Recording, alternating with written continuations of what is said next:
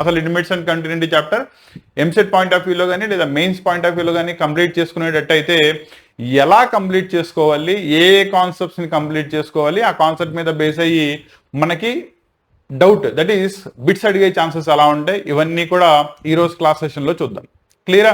దానిలో బేసికల్లీ కనుక ఒక ఫంక్షన్ లిమిట్ ఎగ్జిస్ట్ అవ్వాలి అంటే కనుక let us take a function. ఒక ఫంక్షన్ తీసుకోండి, f of x is equal to defined by x square. అంటే ఫంక్షన్ని సమ్ ఎక్స్ స్క్వేర్ అని చెప్పి డిఫైన్ చేశారు on the variable X and let X be a real valued function అని అనుకుందాం. నా ఓవర్ ద నెంబర్ లైన్ తీసుకున్నప్పుడు నువ్వు ఒక పర్టికులర్ వాల్యూ ఆఫ్ ఎక్స్ తీసుకుంటే corresponding function f of x కూడా నెంబర్ లైన్ మీద సర్టన్ వాల్యూని రిప్రజెంట్ చేస్తుందిగా, అవునా?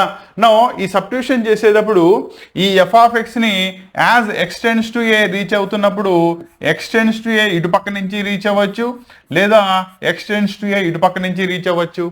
ఇటుపక్క నుంచి తీసుకున్నట్టయితే దాని మీనింగ్ ఏంటంటే యాజ్ ఎక్స్టెండ్స్ టు ఏలో ఏ మైనస్ అంటే లోయర్ వాల్యూస్ సైడ్ నుంచి రీచ్ అవుతుంది, whereas x tends to a that is a plus higher values side నుంచి రీచ్ అవుతుంది.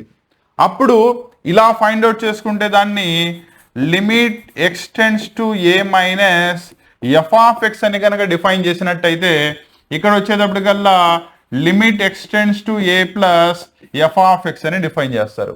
నో లెఫ్ట్ సైడ్ నుంచి రాసాం కాబట్టి దీన్ని లెఫ్ట్ హ్యాండ్ లిమిట్ అంటారు, దీన్ని వచ్చేటప్పటికల్లా రైట్ హ్యాండ్ లిమిట్ అంటారు. క్లారిటీ వచ్చిందా? నో ఏదైనా ఫంక్షన్కి ఒక పర్టికులర్ వాల్యూ దగ్గర దాని యొక్క limit extends to A exist అవ్వాలి అంటే దానికి ముందు లెఫ్ట్ హ్యాండ్ లిమిట్ ఎగ్జిస్ట్ అవ్వాలి and simultaneously right hand limit కూడా ఎగ్జిస్ట్ అవ్వాలి. అండ్ రెండు కూడా కంపల్సరీగా సేమ్ రావాలి. అంటే లెఫ్ట్ హ్యాండ్ లిమిట్ వాల్యూ ఎంతైతే ఉంటుందో రైట్ హ్యాండ్ లిమిట్ కూడా అంతే వచ్చినట్టయితే దెన్ ఓన్లీ ఆ పర్టికులర్ వాల్యూ దగ్గర with respect to that variable ఆ ఫంక్షన్కి లిమిట్ ఎగ్జిస్ట్ అవుతుంది అని చెప్తారు. దాన్నే లిమిట్ ఆఫ్ ఏ ఫంక్షన్ అంటారు. ఇది క్లారిటీ వచ్చిందా? రెండోది, ఆ ఫంక్షన్కి ఆ పర్టికులర్ వేరియబుల్లో డిఫైన్ చేసిన దానికి ఆ పర్టికులర్ వాల్యూ దగ్గర లిమిట్ ఎగ్జిస్ట్ అవుతుంది అనుకుంటే కనుక ఇక్కడ రెండో point of different possible values of x tends to A F of x one of the value can be f of a అవ్వచ్చు. అంటే ఫంక్షన్లో ఏని తీసుకెళ్ళి డైరెక్ట్లీ సబ్స్టిట్యూట్ చేసుకుంటే ఎంతైతే వస్తుందో దాని యొక్క లిమిట్ కూడా అంతే రావచ్చు. అలా గనక వచ్చినట్టయితే అటువంటి ఫంక్షన్స్ని మనం కంటిన్యూయస్ ఫంక్షన్స్ అంటారు. ఓకేనా? నో ఫంక్షన్ కంటిన్యూయస్ అవ్వాలి అంటే ముందు దాని యొక్క లిమిట్ ఎగ్జిస్ట్ అవ్వాలి. లిమిట్ ఎగ్జిస్ట్ అవ్వాలి అంటే దానికి లెఫ్ట్ హ్యాండ్ లిమిట్ ఉండాలి, రైట్ హ్యాండ్ లిమిట్ ఉండాలి. అంటే ఇక్కడ ప్రాపర్టీస్ కనుక చూసుకున్నట్టయితే ఏ ఫంక్షన్స్కి అయితే left hand limit right hand limit ఉంటాయో రెండు సమానం అవుతాయో అటువంటి వాటికి మాత్రమే లిమిట్ ఎగ్జిస్ట్ అవుతుందని చెప్తారు. అండ్ లిమిట్ ఎగ్జిస్ట్ అయిన ఫంక్షన్స్ మాత్రమే కంటిన్యూయస్ ఫంక్షన్స్ అవుతాయి. అంటే ఇక్కడ ఈ బిట్ జాగ్రత్తగా గుర్తుపెట్టుకోండి, ప్రతి కంటిన్యూయస్ ఫంక్షన్కి లిమిట్ ఎగ్జిస్ట్ అవుతుంది, కానీ లిమిట్ ఉన్న ప్రతి ఫంక్షన్ కంటిన్యూయస్ అవ్వాల్సిన అవసరం లేదు. అంటే ఎఫ్ ఆఫ్ ఏకి సమానం అవ్వాల్సిన అవసరం లేదు. ఎసర్షన్ అండ్ రీజన్లో ఈ బిట్ రిపీటెడ్లీ అడుగుతూ ఉంటాడు, జాగ్రత్తగా గుర్తుపెట్టుకోండి. ఓకేనా? Now limits and continuity basic definitions కనుక అర్థమైనట్టయితే లిమిట్స్ అండ్ కంటిన్యూటీ చాప్టర్ని మనం చదివేటప్పుడు 3 పార్ట్స్లో చదువుకుంటారు. ఒకటి basic arithmetic operations in the limits, addition, subtraction, multiplication, division of functions, ఇవి ఎలా అప్లై చేస్తారు అవన్నీ కూడా లిమిట్స్ యొక్క బేసిక్ ప్రాపర్టీస్ కిందకు వస్తాయి.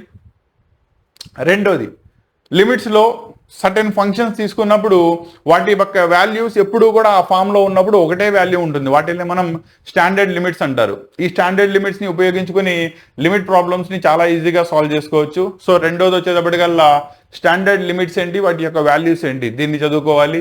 మూడోది వచ్చేటప్పటికల్లా కంటిన్యూస్ ఫంక్షన్స్ అంటే ఏంటి, ఒక ప్లేస్లో దట్ ఈస్ ఒక పాయింట్ దగ్గర ఫంక్షన్ కనుక కంటిన్యూస్ అయినట్టయితే దీనిలో 2 టైప్ ఆఫ్ ప్రాబ్లమ్స్ ఉంటాయి. ఒకటి కంటిన్యూటీని ప్రూవ్ చేయడం, రెండోది వాడే కంటిన్యూస్ అని కనుక ఇచ్చేసినట్టయితే ఆ కంటిన్యూస్ని బేస్ చేసుకొని పర్టికులర్ వాల్యూ దట్ ఈస్ ఏ కానీ పి కానీ కే కానీ ఇలా ఇచ్చేస్తాడు, దాన్ని ఫైండ్ అవుట్ చేయడం. ఈ టైప్ ఆఫ్ ప్రాబ్లమ్స్ మాత్రమే మీరు ఇటు ఐఐటి మెయిన్స్ వైపు తీసుకున్నా లేదా ఎంసెట్ వైపు తీసుకున్నా కూడా అడగడం జరుగుతుంది. అండ్ రెగ్యులర్ ఇంటర్మీడియట్లో చదివేటప్పుడు కూడా ఈ సంవత్సరం అయితే కనుక మారిన సిలబస్లో లిమిట్స్ అండ్ కంటిన్యూటీ అంతా కూడా సెకండ్ ఇయర్ వాళ్ళకి వెళ్ళిపోయింది. One of the most important chapter ఇది. అర్థం కాకపోతే దీని తర్వాత వచ్చే డిఫరెన్షియబిలిటీ అనే కాన్సెప్ట్ అసలు ఏమాత్రం అర్థం కాదు. ఓకేనా? బేసిక్ లిమిట్స్ కంటిన్యూటీ యొక్క బేసిక్ ఆపరేషన్స్ అంటే ఏంటి, వాటిని ఎలా అప్లై చేస్తారు, అండ్ లిమిట్కి కంటిన్యూటీకి తేడా ఏంటి, ఇక్కడ దాకా క్లారిటీ వచ్చిందా? ఇది క్లారిటీ వచ్చేస్తే కనుక నెక్స్ట్ దానికి మూవ్ అవుదాం.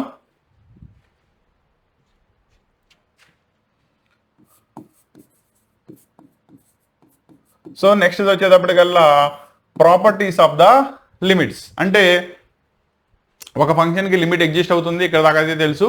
అండ్ ఆ ఫంక్షన్లో లిమిట్ యొక్క ప్రాపర్టీస్ని ఏ ప్రాపర్టీస్ని చదువుకోవాల్సి వస్తుంది. దీనిలో బేసిక్ ఆపరేషన్ వచ్చేటప్పటికల్లా సపోజ్ ఎఫ్ ఆఫ్ ఎక్స్ అనేది ఒక ఫంక్షన్, జీ ఆఫ్ ఎక్స్ అనేది ఒక ఫంక్షన్ అనుకోండి. ఈ రెండింటికి మధ్యలో ఎడిషన్ రాయొచ్చు, సబ్ట్రాక్షన్ రాయొచ్చు, మల్టిప్లికేషన్ రాయొచ్చు, లేదా డివిజన్ రాయొచ్చు. All the 4 arithmetic operations can be applied.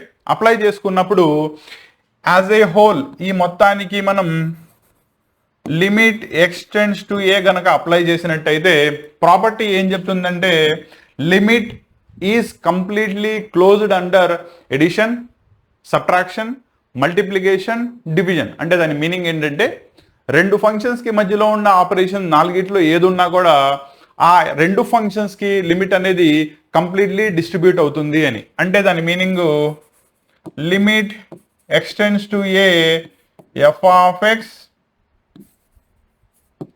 Limit x tends to A G of X, మధ్యలో ఉన్న అర్థమెటిక్ ఆపరేషన్ మాత్రం అలాగే ఉంటుంది. క్లారిటీ వచ్చిందా? ఫర్ అన్ ఎగ్జాంపుల్ ఈ ప్రాబ్లం చూడండి. Limit extends to 0 X sine X divided by X square. దీని యొక్క వాల్యూని ఫైండ్ అవుట్ చేయమన్నాడు. ఓకేనా? ఎలా అప్లై చేస్తారు? ముందు దీన్ని డిస్ట్రిబ్యూట్ చేసుకోండి ఉన్న రెండు ఫంక్షన్స్కి. That is nothing but limit extends to 0 x divided by X square into పక్కనే సైన్ ఎక్స్. రెండో ఫంక్షన్ ఉంది ఇది. దీనిలో 1 టైం క్యాన్సిల్ అయిపోయింది. నీకు మిగిలింది ఎంత? Sign X divided by X మిగిలింది. ఎప్పుడైతే సైన్ ఎక్స్ బై ఎక్స్ ఉందో స్టాండర్డ్ లిమిట్స్ ప్రకారం దీని యొక్క వాల్యూ ఎంత అవుతుంది? It is 1. క్లారిటీ వచ్చిందా? అంటే మనం ఏం చేయొచ్చు, ప్లస్ మైనస్ మల్టిప్లికేషన్ డివిజన్ ఇలా నాలుగిట్లో ఏది ఇచ్చినా కూడా మనం దాని యొక్క లిమిట్ అనే దాన్ని డిస్ట్రిబ్యూట్ చేసి రావచ్చు. ఇది ఫస్ట్ ప్రాపర్టీ. ఓకేనా? అలాగే దీనిలో సెకండ్ ప్రాపర్టీ కనుక తీసుకున్నట్టయితే limit extends to a some k into f of x. అంటే మనకి ఇచ్చిన ఫంక్షన్ సమ్ స్కేలార్ ప్రొడక్ట్ అయినప్పుడు ఏం జరుగుతుంది అని. That is nothing but limit extends to A F of x అలాగే ఉంటుంది. ఆ స్కేలార్ ప్రొడక్ట్ ఏదైతే ఉంటుందో అది లిమిట్ నుంచి బయటికి వచ్చేస్తుంది. For an example limit extends to 0 2 cos x అనుకుందాం. ఓకేనా? సో డైరెక్ట్లీ 2కి అప్లై చేయాల్సిన అవసరం లేదు కాబట్టి 2 బయటకు వచ్చేస్తుంది. Limit extends to 0 cos x. So directly substitute చేసుకున్నట్టయితే cos 0 వాల్యూ ఎంత? 1. కాబట్టి 2 into 1, so it is nothing but 2 will be your answer అవుతుంది. దీన్ని ఏమంటారంటే when limit applied to a scalar product. Scalar అనేది బయటకు వచ్చేస్తుంది. క్లియరా? నెక్స్ట్ మూడో property limit extends to a modulus of f of x form లో ఉన్న, limit extends to a logarithm of f of x లో ఉన్న, limit extends to a some constant p power లో ఎఫ్ ఆఫ్ ఎక్స్ లో ఉన్న. ఓకేనా? ఇక్కడ వచ్చేటప్పటికల్లా directly ఆ లిమిట్ ఈ 3 కేసెస్లో కూడా డైరెక్ట్లీ ఫంక్షన్కి అప్లై అవుతుంది. వాటికి ఉన్న బేసిక్ ఆపరేషన్ ఏదైతే ఉంటుందో that remains the same. For an example మాడ్యులస్లో ఉన్నప్పుడు మాడ్యులస్ అలాగే ఉంటుంది. లిమిట్ డైరెక్ట్లీ ఫంక్షన్కి అప్లై అవుతుంది కాబట్టి limit extends to A F of x. ఇందులో తీసుకుంటే లాగరిథం అలాగే ఉంటుంది. Limit extends to A F of x కి డైరెక్ట్లీ లిమిట్ అప్లై అవుతుంది. అలాగే దీనిలో బేస్ పి అలాగే ఉంటుంది, పవర్లో ఉన్న ఫంక్షన్ దానికి డైరెక్ట్లీ లిమిట్ అప్లై అయిపోతుంది. ప్రాపర్టీ అర్థమైనట్టేనా? ఈ టైప్ ఆఫ్ ప్రాబ్లమ్స్ మీకు objectively more repeatedly and constantly ఇస్తూ ఉంటాడు. కాబట్టి వీటి మీద బేస్ అయ్యే ప్రాబ్లమ్స్ని జాగ్రత్తగా సాల్వ్ చేసుకోండి. క్లియరా?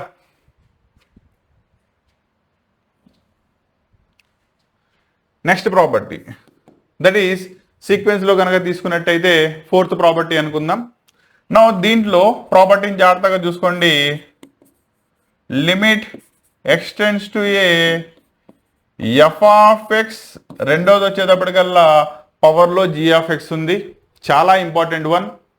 ఓకేనా? అంటే ఈ టైప్ ఆఫ్ ప్రాబ్లమ్స్ ఎంసెట్లో కానీ మెయిన్స్లో కానీ లేకుండా పేపర్ ఉండదు, అంత ఇంపార్టెంట్. మరి ఎలా అప్లై చేస్తారంటే దీని ప్రాపర్టీ వచ్చేటప్పటికల్లా ముందు పవర్లో ఉన్న జీ ఆఫ్ ఈ అనేది కింద మల్టిప్లికేషన్లోకి వచ్చేస్తుంది. అలా రావాలి అంటే బోత్ సైడ్స్ మనం లాగరిథం అప్లై చేయాలి. లాగరిథం టు ద బేస్ ఈ రైట్ సైడ్లోకి వెళ్ళేటప్పటికల్లా ఎక్స్పోనెన్షియల్ అయిపోతుంది. కాబట్టి ఈ పవర్ లిమిట్ ఎక్స్టెండ్స్ టు ఏ పవర్లో ఉన్న జీ ఆఫ్ ఎక్స్ ప్రొడక్ట్లోకి వచ్చేస్తుంది. అండ్ లోపల ఉన్న function f of X is decreased by 1. అంటే ఎఫ్ ఆఫ్ ఎక్స్లో నుంచి 1 అనేది సబ్ట్రాక్ట్ చేయడం జరుగుతుంది. క్లారిటీ వచ్చిందా? అండ్ మనకు ఫైనల్లీ వచ్చి ఆన్సర్ ఎలా ఎక్స్ప్రెస్ చేస్తాం దీంట్లో? ఈ పవర్లో. దీనిలో వన్ ఆఫ్ ద కేస్ తీసుకుంటే కనుక ఈ పవర్లో కనుక 0 వచ్చింది అనుకోండి, ఈ పవర్ 0 వాల్యూ 1 కాబట్టి అది 1 అయిపోతుంది. Other than that remaining every value అయితే కనుక ఎక్స్పోనెన్షియల్ పవర్లో అది అలాగే ఉంటుంది. క్లారిటీ వచ్చిందా? ఇవి దీంట్లో నేర్చుకునే బేసిక్ ఆపరేషన్స్. క్లారిటీ వచ్చిందా?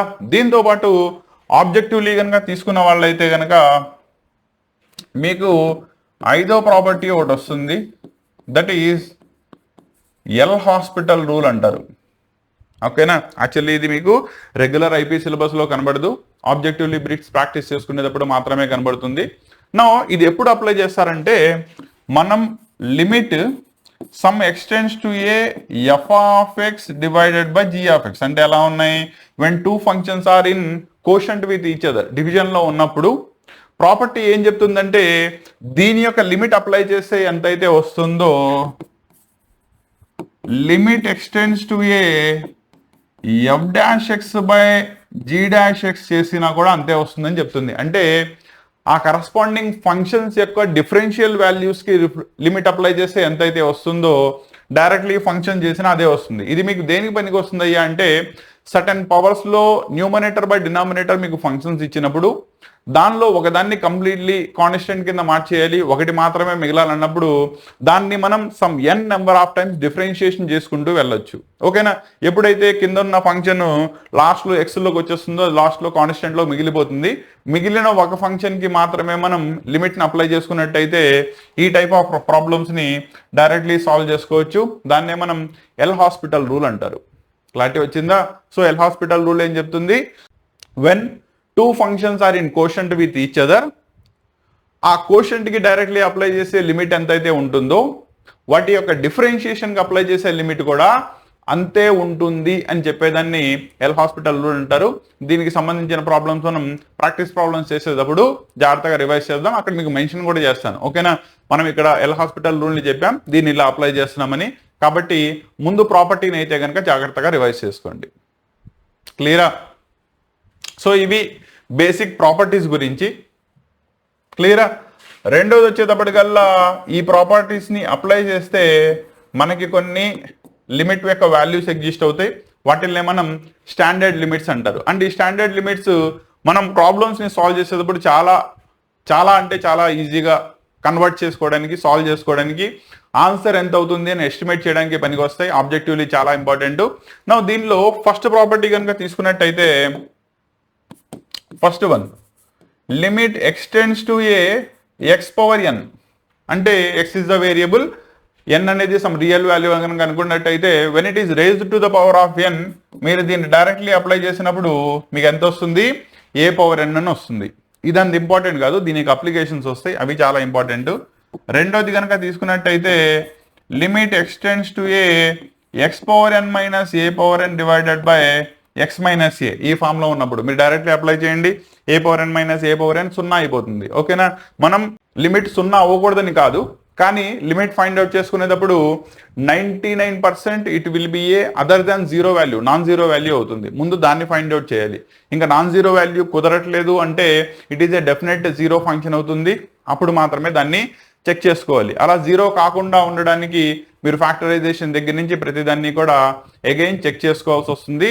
దీన్ని జాగ్రత్తగా గుర్తుపెట్టుకోండి. క్లియరా? నెక్స్ట్ దీనిలోనే దీని ప్రాపర్టీ వచ్చేటప్పటికల్లా it is n into a power n-1 అంటే n వాల్యూ ఎంత అవుతుంది దాన్ని ముందు ఫైండ్ అవుట్ చేసి a power that is constant power n-1 రాసుకుంటే సరిపోతుంది. దీనికి ఎగ్జాంపుల్ చెప్తాను. When limit x tends to 2 అనుకోండి, x power 1/3 minus 1 power 1/3 x tends to ఇక్కడ 1 డివైడెడ్ బై x-1 ఈ ఫామ్ లో ఉంది అనుకోండి. మీరు డైరెక్ట్లీ 1 ని సబ్స్టిట్యూట్ చేస్తే 1 పవర్ 1/3 1 పవర్ 1/3 0 అయిపోతుంది. ఓకేనా? కానీ ప్రాపర్టీ అప్లై చేస్తే ఇక్కడ n ప్లేస్ లో 1/3 ఉంది, ఏ ప్లేస్ లో 1 ఉంది, పవర్ 1/3 మైనస్ 1 కి పవర్ లో ఎంత అప్లై చేసినా 1 వస్తుంది కాబట్టి సో నీ డైరెక్ట్ ఆన్సర్ ఎంత అవుతుంది 1/3 దట్ ఈస్ నీ n వాల్యూ దానికి సమానం. ఓకేనా? దీనిలో మూడో ప్రాపర్టీ దీని నుంచే కనుక అప్లికేషన్ తీసుకున్నట్టయితే limit x tends to A x power n minus a power n divided by x power m minus a power m. ఓకేనా? యాక్చువల్లీ ప్రాపర్టీ ఇదే. ఫర్ అన్ ఎగ్జాంపుల్ నేను న్యూమరేటర్ని డినామినేటర్ని కనుక x మైనస్ ఏతో డివైడ్ చేశాను అనుకోండి, f(x) బై g(x) ప్రాబ్లం ఉన్నప్పుడు limit distribute అవుతుందిగా. కాబట్టి రెండింటికి కనుక నువ్వు ప్రాపర్టీ అప్లై చేసి ఎంత వస్తుంది n divided by m a power n minus m directly వచ్చేస్తుంది. సబ్స్టిట్యూట్ చేయండి, ప్రాబ్లం సాల్వ్ అయిపోతుంది. This is the third property or third standard limit function. క్లియరా? అలాగే నాలుగోది ట్రిగ్నామెట్రీలో కనుక చూసుకున్నప్పుడు limit x tends to 0 sin x divided by x form లో ఉంటే దీని యొక్క వాల్యూ ఎప్పుడు కూడా ఎంత అవుతుంది? It is 1. ఎగ్జాంపుల్ చూద్దాం. That is limit x tends to 0 sin 7x divided by x దీని వాల్యూని ఫైండ్ అవుట్ చేయమన్నాడు. ఓకేనా? ప్రాపర్టీ జాగ్రత్తగా చూసుకోండి. దీనిలో డిఫైన్ చేసుకున్నప్పుడు దీనిలో టీటా వాల్యూ ఎంతైతే ఉంటుందో ఇక్కడ కూడా మీకు కరస్పాండింగ్లీ ఆ ఫంక్షన్ లో మనం అప్లై చేసే వేరియబుల్ అంతే ఉండాలి. అవునా? కానీ ఇక్కడ 7x ఉంది, ఇక్కడ లేదు కాబట్టి 7ని డివైడ్ చేస్తారు, 7ని మల్టిప్లై చేస్తారు. నా దీనిలో కనుక చూసుకున్నట్టయితే దీని టోటల్ వాల్యూ 1 అయిపోతుంది కాబట్టి 7 into 1 is equal to నీ ఆన్సర్ ఎంత అవుతుంది? డైరెక్ట్లీ 7 వచ్చేస్తుంది. క్లియరా? అలాగే దీని యొక్క application second one that is fifth one కనుక తీసుకున్నట్టయితే లిమిట్ x టెండ్స్ టు 0 ఇదే ప్లేస్ లో cos x ఉన్నట్టయితే cos 0 డైరెక్ట్లీ 1 కాబట్టి ఇది కూడా 1 అవుతుంది. అలాగే sixth one limit x tends to 0 tan x divided by x ఉంటే కూడా ఇది 1 అవుతుంది. వీటిని జాగ్రత్తగా గుర్తుపెట్టుకోండి. That is 6th standard limit values చెప్పాను మీకు. అలాగే సెవెంత్ది కనుక తీసుకున్నట్టయితే limit x tends to 0 A power x minus 1 by x ఈ ఫామ్ లో కనుక ఉన్నట్టయితే దీని యొక్క స్టాండర్డ్ లిమిట్ ఎప్పుడు కూడా ఏమవుతుంది? log a to the base e అవుతుంది, where a is a constant. దీనిలో ఎయిత్ ప్రాపర్టీ వచ్చేటప్పటికల్లా limit x tends to 0 e power x minus 1 divided by x same ఇదే ప్రాపర్టీ అప్లై చేసి ఎంత అవుతుంది? ఇది log e to the base e దాని value ఎప్పుడు కూడా ఎంత అవుతుంది? It is always 1. క్లియరా? ఇవన్నీ కూడా మీకు స్టాండర్డ్ లిమిట్స్. వీటిని ఉపయోగించుకుని లిమిట్ మీద ఇచ్చే ప్రాబ్లమ్స్ ని చాలా ఈజీగా సాల్వ్ చేసుకోవడానికి పనికొస్తుంది. సో ఇలా ఒక చాప్టర్ని తీసుకుంటే ఈ పార్ట్లో ఈ పాయింట్ ఆఫ్ వ్యూలో కనుక మీరు రివిజన్ చేసుకున్నట్టయితే రేపు ఎంసెట్కి తీసుకున్నా ఐఐటికి తీసుకున్నా సిలబస్ రివిజన్ ఫాస్ట్గా కంప్లీట్ అవుతుంది. అండ్ న్యూమరికల్ ప్రాబ్లమ్స్ని ఇచ్చిన 4గిట్లో ఏదో ఒక ప్రాబిలిటీ ఏబిసిడీలో ఏదో ఒకటి అవుతుందని చెప్పి టాస్ చేసుకుంటా కూర్చోవాల్సిన అవసరం లేకుండా దేని ఆన్సర్ ఏదవుతుంది అని చెప్పి నువ్వే పర్ఫెక్ట్లీ చేయగలిగే ఛాన్సెస్ ఉంటాయి. ఓకేనా? సో మన క్లాసెస్ అన్నీ కూడా ఇలాగ ఉంటాయి. బేసిక్లీ దీనికి సంబంధించిన ప్రాబ్లమ్స్ అన్నీ కూడా మీకు నెక్స్ట్ క్లాస్లో అప్లోడ్ చేస్తాను. ఓకేనా? ఇక్కడ దాకా సెషన్ని జాగ్రత్తగా చూసుకోండి. దీనిలో ఏమైనా డౌట్స్ ఉంటే ఇమీడియట్లీ కామెంట్లో తెలియజేయండి. మీ ప్రతి డౌట్కి నేను ఆన్సర్ ఇవ్వడానికి ట్రై చేస్తాను. ఓకేనా? నెక్స్ట్ క్లాస్లో మళ్ళీ కలుద్దాం.